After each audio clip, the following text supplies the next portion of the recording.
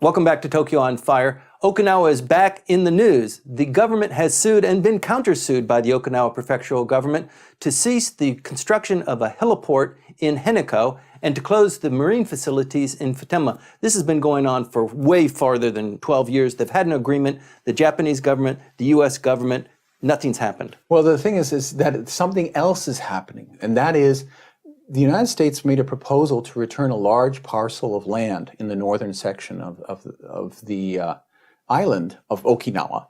And in return, it had to construct some helipads that replace ones that would be part of this return. Okay, we're not talking about Futema now. No, we're talking about Futema. Farther north in the jungle areas. This is the training areas. And the construction of those helipads has become basically a low-scale war between activists and local activists and government. And when I say government, this is not the police forces of Japan are organized on a prefectural basis. It's not. There's no national police force. There's a national police agency which has its offices in Kasumigaseki, but the policing of Japan is on a prefectural basis. However, in terms of this construction, units from all over Japan, from all kinds of different prefectures, are sending their special anti-riot gear-carrying police officers to this one site called Takae. That sounds vaguely familiar, though. I mean, 71 years ago. Yeah, no, it's not. But it's not vaguely familiar. This reminds me something of what happened in terms of the building of Narita Airport, where there had to be thousands of police officers, which had to be requisitioned from all over the country, in order to handle the protesters and the protests that are happening at Takae. There are now police being brought in order to deal with this. And the thing is, you don't see it on the evening news here. It's a bit of a sideshow, but it's really critical, isn't it? It's really critical because it maintains and creates this atmosphere where it's Okinawa versus the mainland. Sure. And the mainland is oppressing us, and it's sending oppressors here to put us down. Right.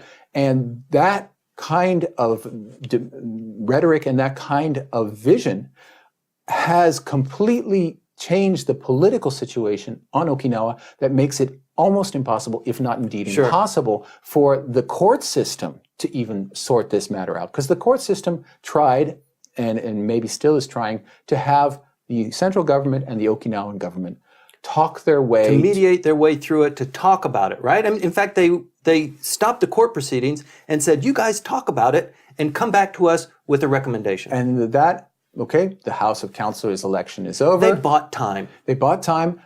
And guess what? The LDP lost all of its seats including a sitting minister, Shimajiri. Right. Lost her seat in Okinawa. There are no LDP national legislators from Okinawa. Boom, you're gone. It's now an extremely polarized situation between the island and the mainland. And the chief cabinet secretary also ignited a firestorm by saying this economic development money that is earmarked for Okinawa, maybe there's a tie to you accommodating us on the Futema issue. Okay, so now we have to sort of put this all together. There is a minister who's in charge of dealing with Okinawa, supposedly. His name is Tsuruho. He was just appointed. He has taken it has been suggested to him that Shimajiri, who was the minister before, from Okinawa, who is Okinawan, be his special advisor. And in fact, that was confirmed 2 days ago. Not a bad idea. It's a disastrous idea. She's not up to snuff, but she's an Okinawan, and she can be put into that place, and she supposedly knows what she's doing, but of course, we know that she doesn't because she can't pronounce anyway. The Northern Territories. That's a whole other kettle of fish. But nevertheless, there's that. At the same time, the chief cabinet secretary, Suga, is also in charge of Okinawan affairs. That's right. And to talk about okay, we're going to cut your development budget unless we see some surrender of some sort in terms of Henoko. Whether it's from Tsuruho, whether it's from Suga, it's always going to be explosive. Sure. But the Okinawa situation is not under control. It's just off the radar of most people. Well, it's becoming a little bit like a side circus. Did not the Prime Minister's wife actually visit the place, not leaning support, but I mean to see and for herself what's going on there? She went to a protest village on a personal trip, and supposedly without telling her husband beforehand or anybody else, and was hosted by actually one of the activist groups and one of the candidates who had run for a House of Councilors seat in the Tokyo district. Did not win, but he was one of he's one of the far left groups. Really bizarre. She comes back and she puts it up on Facebook. I went and I talked and I did this for world peace and security. And you wonder, that must have been a very interesting dinner that evening at the Abe household. Well, she was actually asked point blank, have you talked to your husband about this? And if you haven't, what are the repercussions going to be? And she said, well, I'll just take those hits when they come. Yeah. You know, we talk about Japanese politics all the time because it's so interesting and not wacky, but it's just a lot of things come at you counterintuitively, and this is one of those examples. Well, it really asks about, what is it that the Abe administration is in charge of, and what is it trying to say to the rest of the world, where the First Lady of the country can go to the anti-government protesters and visit with them, and without having or thinking that it would be a good thing to tell somebody ahead of time, this is what I'm going to do. And what does it mean? Right. What does this all mean?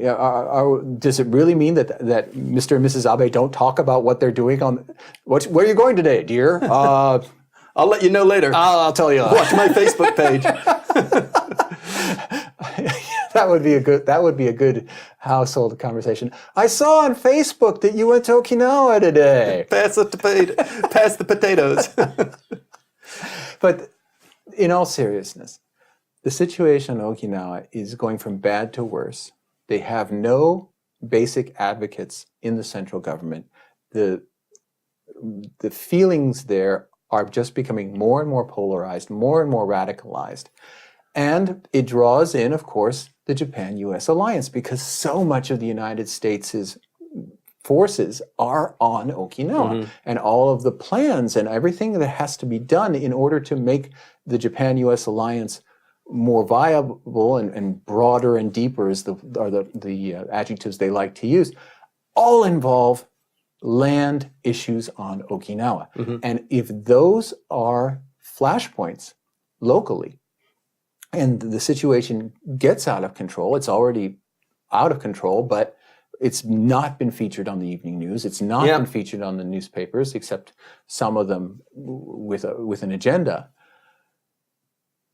The functioning of the U.S. alliance in Japan is threatened. This is really an interesting dynamic, though. I mean, the governor of Okinawa comes to Tokyo. He sits with the prime minister. They have a brief meeting. He goes over to the LDP. He speaks with the secretary general as well and gets an audience.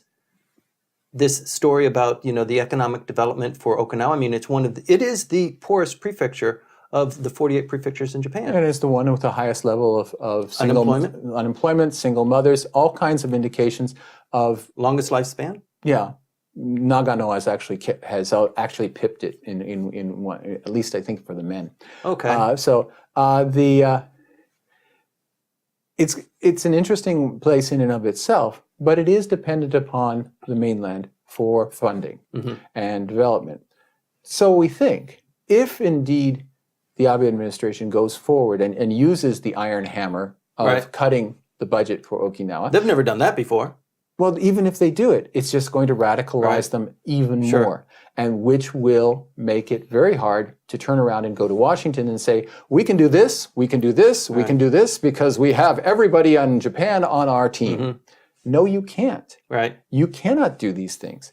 And when the U.S. side has plenty of assets in Naha and also in the U.S. Embassy here. They all know exactly what the score is, so that even if the Japanese embassy in Washington or someone sent from Tokyo does this wonderful presentation, they'll nod and say, that's really interesting. We've heard that. Yes. And the entire edifice crumbles. So what we're looking at in terms of the conflicts that are happening and this lawsuit or pair of lawsuits, this each side suing the other over Henoko, that's not going to go away.